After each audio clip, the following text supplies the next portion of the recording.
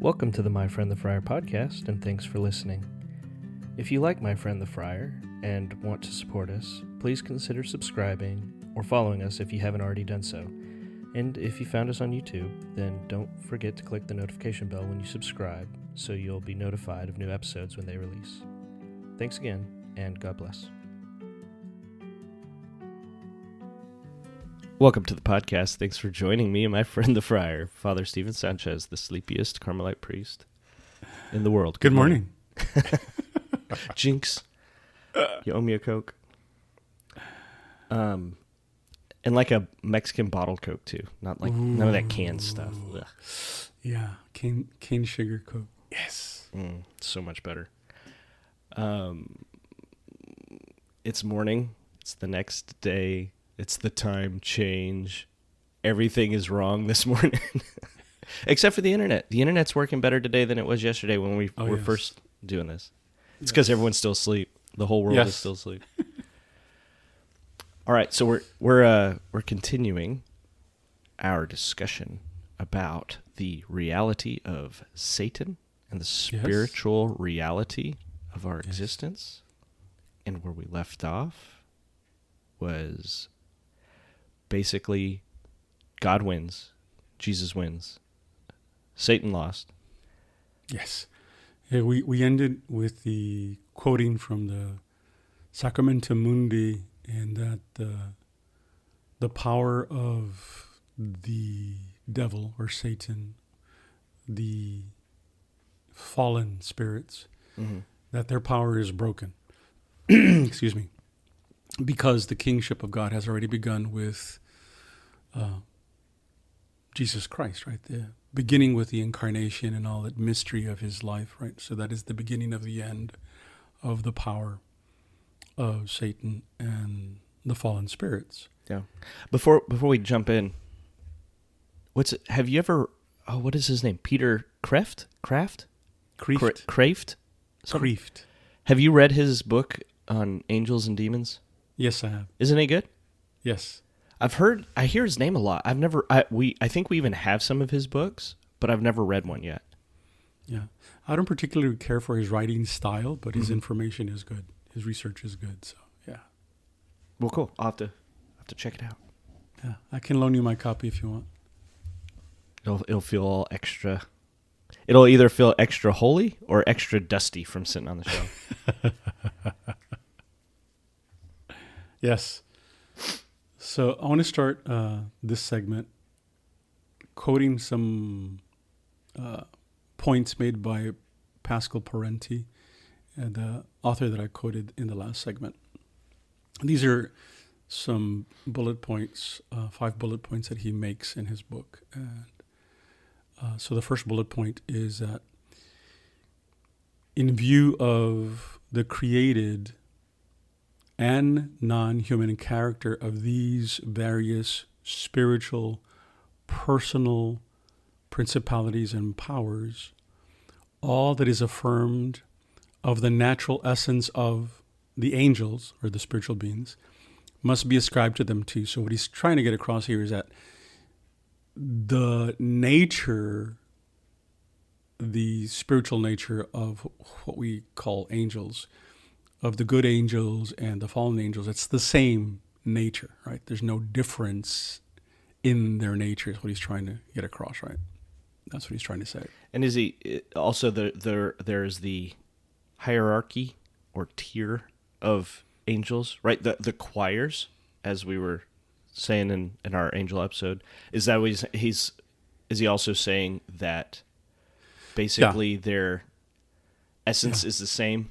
No matter where they are in the rank. The whole, and we'll talk about this towards the end, is that the whole idea of the hierarchy that comes from, it starts with Jewish theology, right? Yeah. And again, it's speculative. We don't know, but that's the way we organize and characterize that there's different ranks, right?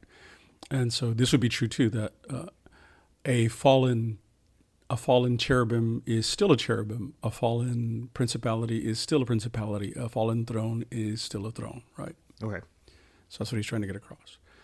And the second point he makes is that according to our faith, we have to maintain with equal certainty the plurality of such non-human demonical powers. And what he's trying to get here is that it's not just one spirit, one fallen spirit, but because according to our tradition, according to the speculative theology, then that according to the scriptures, right, that the spirits that fell with Lucifer, that it's more than just one menacing evil spirit.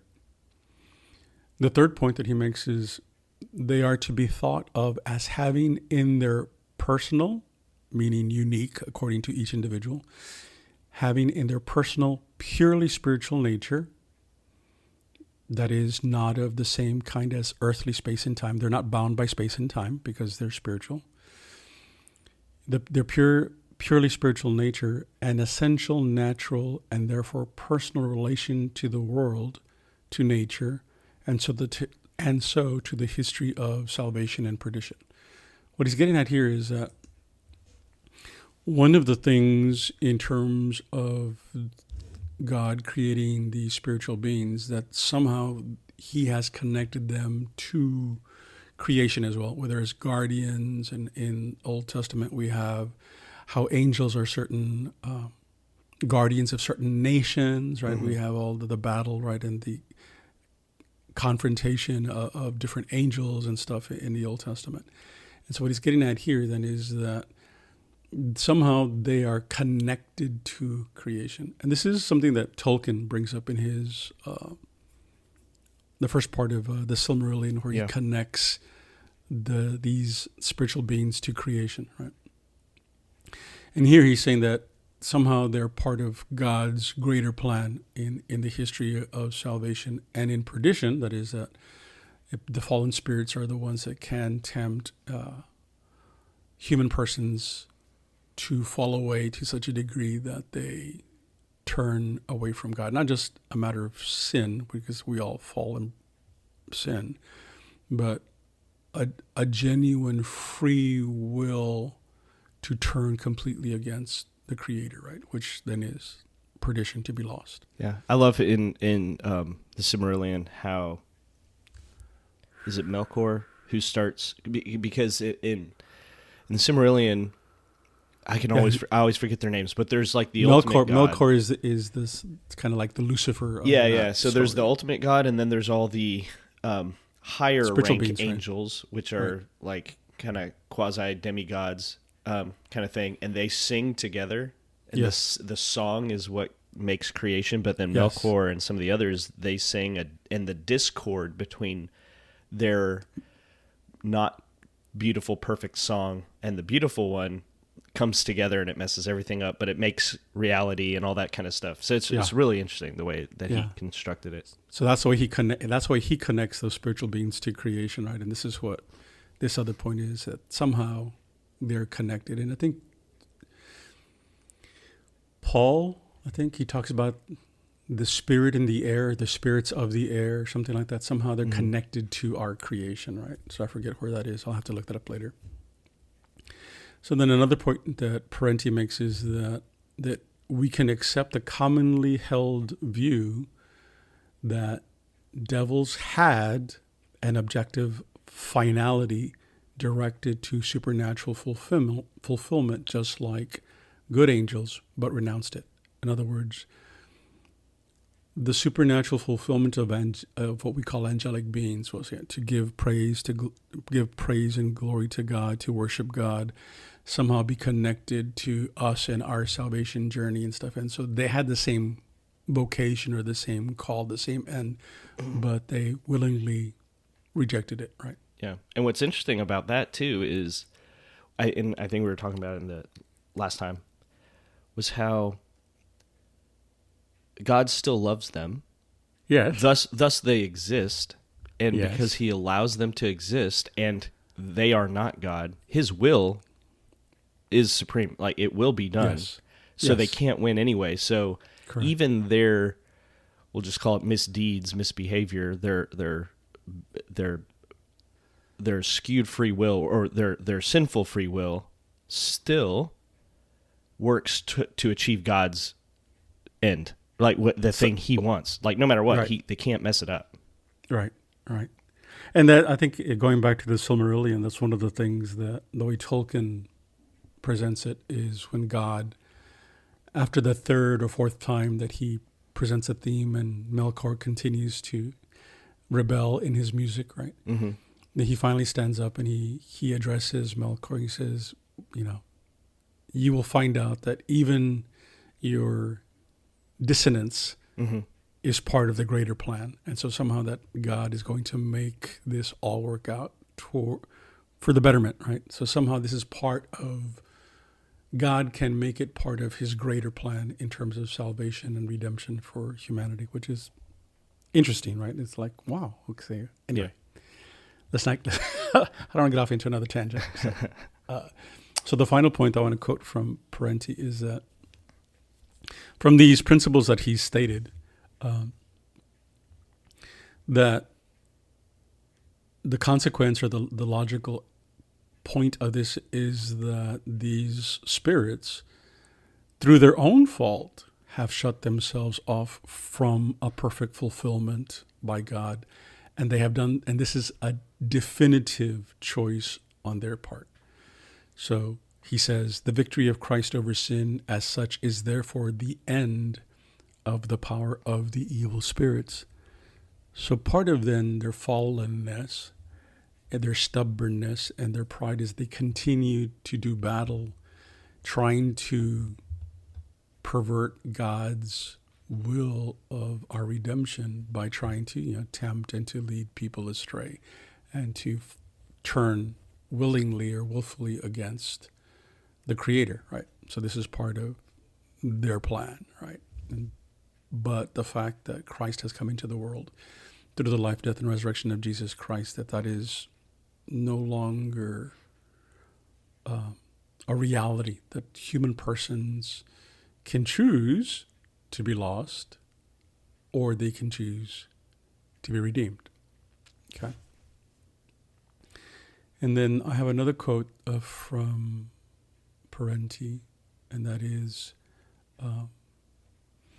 being entirely free from passions and all sensitive appetites, the act of what he calls the angelic will is determined exclusively by what he calls the angelic mind, with the decision and a firmness that are final and admit of no reverse. It was exactly this quality of the angelic will, as some say, that made the fallen angels incapable of conversion and repentance. For an angel to sin is to assume an immutable attitude against God, an aversion that will never end. He thus becomes an adversary of God, a demon. And what he's getting here is that because angels are these spiritual beings, I keep saying angels because that's what that's the word we use, these spiritual beings have pure intelligence, right? And in their pure intelligence, their will is connected to their pure intelligence. And so when they, in their pure intelligence, choose, their choice is irreversible. Whereas I said the other day, we choose, but because our intelligence is not pure, and the more we learn, we can be self-corrective and we can change our attitude, we can change our behavior, we can adjust our decision-making, right? Whereas for these spiritual beings, that doesn't exist because they have perfect intelligence, right? And the will is connected to that intelligence, and therefore they choose. So if they choose God, they choose God forever. And if they choose against God, they rebel forever, right? Yeah. And going back to the fall, one of the theories, one of the speculations is that somehow God revealed to these spiritual beings his plan of the creation of humanity, right? And because of this, the spiritual beings that could not accept this plan that God presents rejected God forever, whereas those spiritual beings that saw wonder and beauty and majesty in this plan that God had presented to them, they choose God forever. They rejoice and they glory in this magnificent mystery that God presents, right? So that's the way a lot of speculative theologians and kind of go back to that moment of decision for the fallen spirits and those that remain loyal and faithful. Yeah, I think there's two things that that confuse people when they think about angels, or they try to think deeply about spiritual beings. And it should be confusing. It is confusing because it is a bit of a mystery kind of thing. Yesterday we highlighted that they are finite beings. Yes. Because he created them. Right. Today we clarified they exist outside of space-time like we do. Right. And Bertha's back. Hi, Berthie. But they still, because they're not God, they exist in time. But they exist outside of time, but they have an existence that depends upon God. Yeah, so they're created, right? So, yeah. So they're not eternal, but they are immortal. Yeah, so there is a moment, there is time, and maybe it's space-time, right? This is why it gets confusing. There is a time before angels existed because they're not correct. And there will be time, I guess in theory then, there could be time after angels, just to say we can bracket them and say that they're not eternal like God is. Right, okay. They're created, right. Okay, but we use the word perfect or complete when we're talking about their intellect, their knowledge, right. Which, or pure. Right. And what we're not trying to say that it's like pure goodness. It's if we were trying to say something was completely gold, it means there's nothing else in there but gold. Correct. Right. So if it's perfect gold, then it doesn't mean that it's. Yeah, their intelligence and their will is perfect according to their nature. Yes. So it doesn't mean that it's like perfectly good. I think we ascribe perfection to a goodness. Right. And that's not the case. It's just complete. It's not lacking. Correct. Yeah, thank you for clarifying that, because it's not that angels or spiritual beings, it's not that in their perfection or purity of intelligence, it doesn't give them omniscience. It doesn't give them the same knowledge that God has, right? They don't have that, right? Yeah. They don't have the perfection of goodness as in God, but they have the fullness of intelligence according to their nature. Yeah. And so then if there was a time before they existed, but they have their knowledge according to their nature is not lacking, then at the moment of their creation, they would have had that complete knowledge. Yes. So, again, this is where people's brains start melting and leaking out their ears. So then when God made them, did they already know at the moment of creation, did they know his plan for humanity? Or was that revealed to them? Because if it was revealed, then they lacked knowledge at creation, and it wasn't complete. Right. You know what I mean? They would have intelligence according to their nature, right? But the revelation then would also point to the fact that in their nature, they are not God either, right? They don't know everything that God knows, and so they only know what they can know according to their nature. So, yeah, it's a little, mental gymnastics. Yeah. So, yeah, we'll have to talk to scholastics about that. Anyway. Yeah. One quick question, too, before we move on. This is a Betty question. The Lord? No, that's exactly where I'm going. Okay.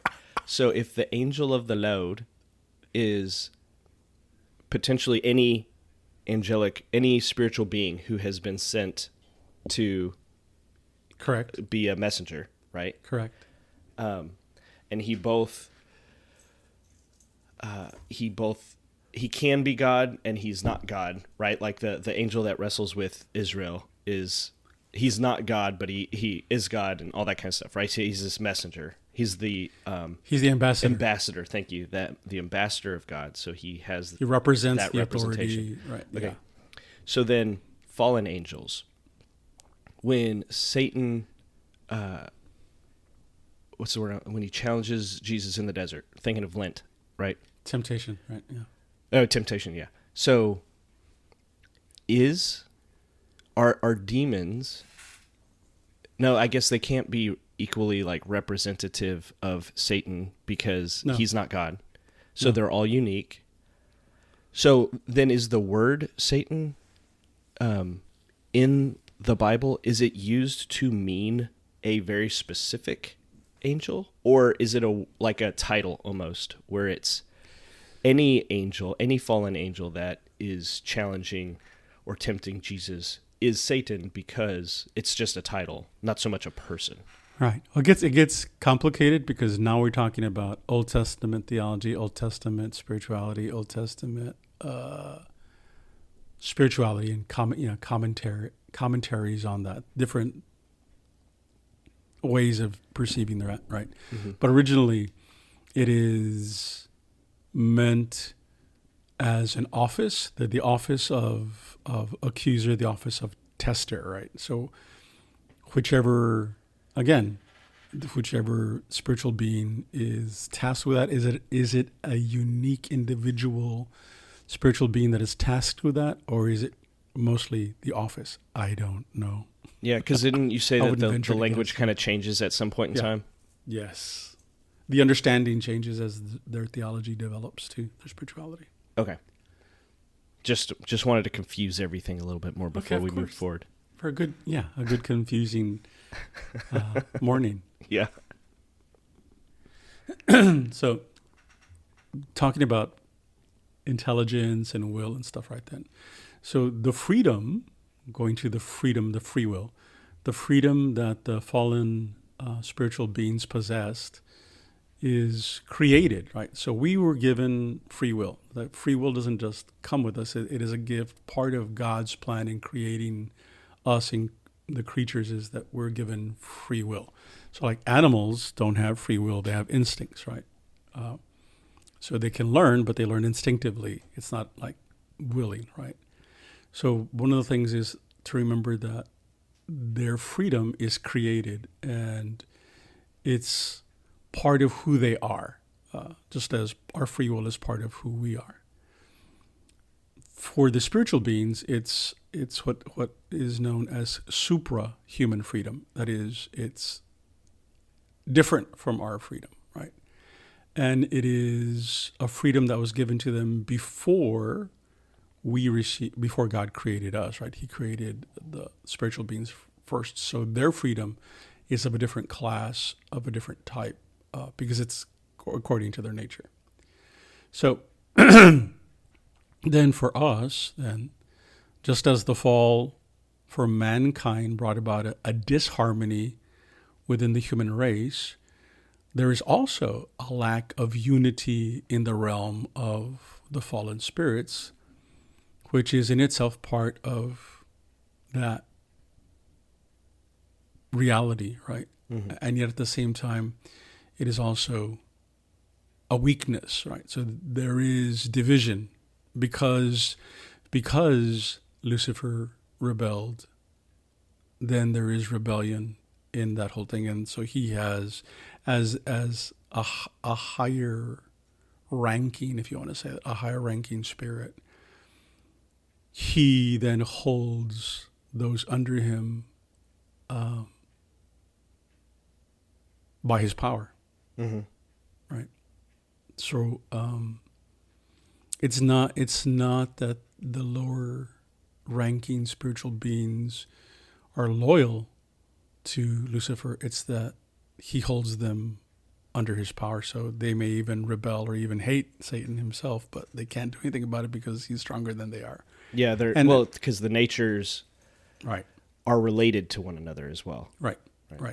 And so Tolkien in his works makes that also obvious, and so that there's like they serve out of fear, mm-hmm. and even may even hate their masters, but fear holds them in place, right? And so this is one of the things then that is part of this thing, and there's a lot of very bad theological, spiritually bad movies, but they sort of make a point of this as well in terms of the rebellion that exists within the ranks of the fallen, just like there is division in other places that we see in human history and in certain traditions of Christianity. Yeah.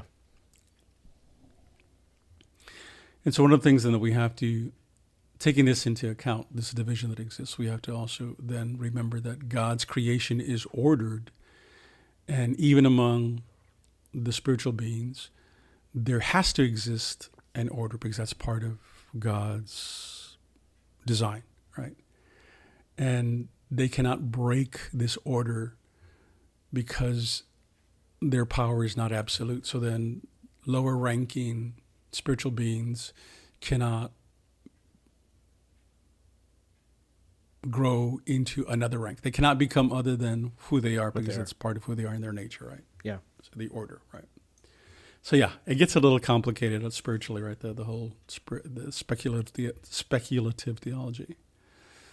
So I want to quote something else from Sacramento Mundi, and this is concerning the relationship of the spiritual beings to our material world.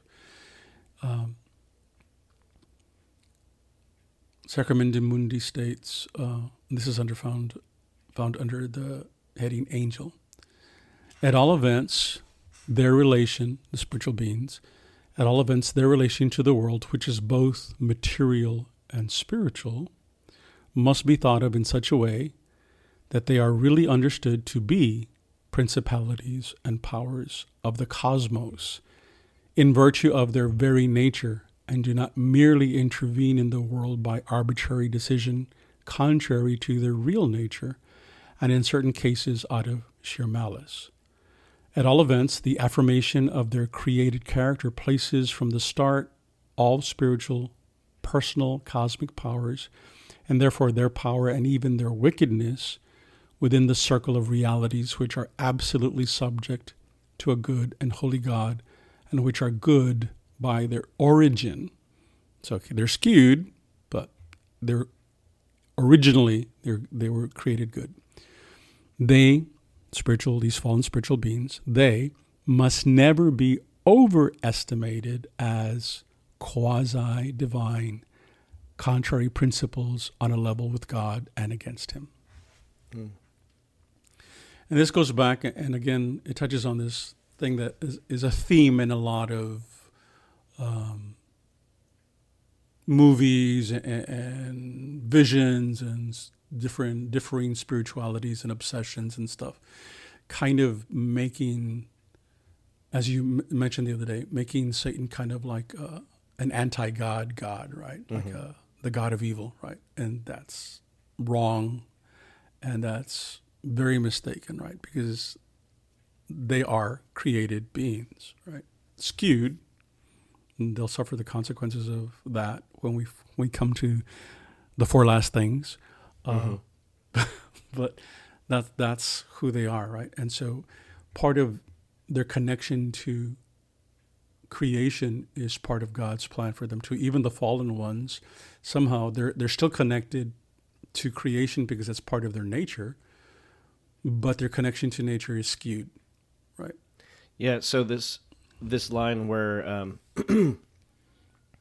they do not merely intervene in the world by arbitrary decision contrary to their real nature, and in certain cases out of sheer malice. So I'm trying to think of an example. So I guess we'll take Satan. If Satan was, if his design was to be this tester, this teacher who guides you into a situation that you're going to grow out of, then the way he's going to interact with you is through his nature of testing, right, and challenging. But now that nature is skewed, yeah. Yeah, instead of helping you grow, instead of testing, that's tempting, right? Yeah, exactly.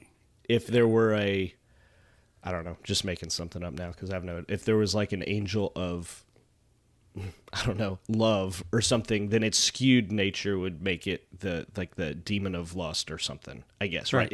Somehow it's all relating to whatever its original nature is. Right. It's not like one demon sitting around going, you know how I'm going to mess with Father Stephen, today I'm going to go do this.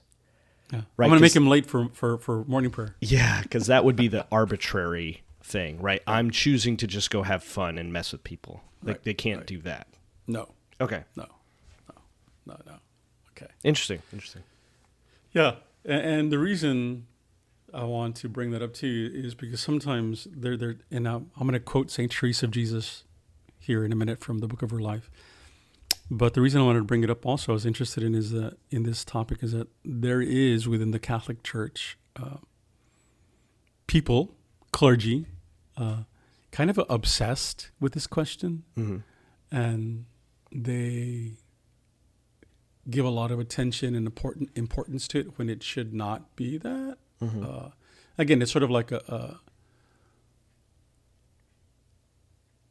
I see it as a skewed importance by giving it so much importance. Yes, it's a reality. Yes, it's true, but they're created, and basically that kingdom is fallen. It's just it has not been definitively destroyed yet, because we're waiting for the coming of Jesus Christ to definitively put an end to that kingdom of fallenness, right? And so sometimes I get a little perturbed, irritated, that there are certain religious figures and even clergy who give a lot of attention, a lot of importance, overmuch on Satan, right? And go like, really, dude? So yeah, either overplaying it or downplaying it, or and it kind of upsets me. Like, no, you need to present something balanced and healthy and according to our teaching. But again, well, they need to sell books. They want to be popular, and so this is what's popular. So yeah. Well, and there's the human element too. Like, we can't exactly. There's things you like, and you're just you're going to be drawn to the things that you find interesting, and you can't help but kind of double down on those things, because it's kind of what turns on your brain, Yeah, exactly. You find interesting, correct? Yeah. Okay, cool. So I would like to take a quote from the life of Saint Teresa of Jesus, Saint Teresa of Avila, and this is taken from the Book of Her Life, chapter 25, and paragraph 19. And she was, what kind of nun was she? She's a Discalced Carmelite nun. She is, for us, she is Holy Mother. She is the foundress of the Discalced reform of the nuns and the friars. So this is from her autobiography. And she says, if this Lord, meaning Jesus Christ, meaning God, if this Lord is powerful, as I see that he is, and I know that he is, and if the devils are his slaves, and there is no doubt about this because it's a matter of faith, what evil can they do to me, since I am a servant of this Lord and King? Why shouldn't I have the fortitude to engage in combat with all of hell? I took a cross in my hand, and it seemed to me truly that God gave me courage, because in a short while I saw that I was another person, and that I wouldn't fear bodily combat with them. For I thought that with that cross I would easily conquer all of them. So I said, come now, all of you, for being a servant of the Lord, I want to see what you can do to me. End quote. Oh, I love this. I love it. She's just like, let's go. Bring it. But I think part of it too is, again, ending on this note, is she realizes the truth of belonging to the body of Christ, and that the devil has no power over Christ, and that the devil is subject to Christ. Because remember, going back to the other episode, that all these spiritual beings were created to serve the Son, to serve the second person of the Trinity, and they're subject to him. So she recognizes this, she sees this, and then she goes like, so then if I belong to the body of Christ and I'm a servant of Christ, then I'm doing everything I possibly can to be a good Catholic Christian person, then Satan has no power over me. Yeah. Right? And so one of the things too is, you have to be careful. We can't, as you mentioned earlier, there is fallen human nature, right? So yeah, it's a consequence of the fall, but we have to resist the temptation to see a devil under every rock or behind every bush. Like, he has more things to worry about than to be worrying about making me late for morning prayer or whatever. So let's not attribute everything to him. So he's got enough problems of his own. Yeah. So yeah, we'll have to come back to this and finish up these quotes and do some more talking. Okay, awesome. Yeah, so we're going to wrap this up. We'll come back next time. We'll start with Saint Teresa, and then we'll just chew on this. Oh my gosh, she's so cool. All right, I love you. Thanks for joining us, and we'll see you next time. Bye. Thank you. Bye.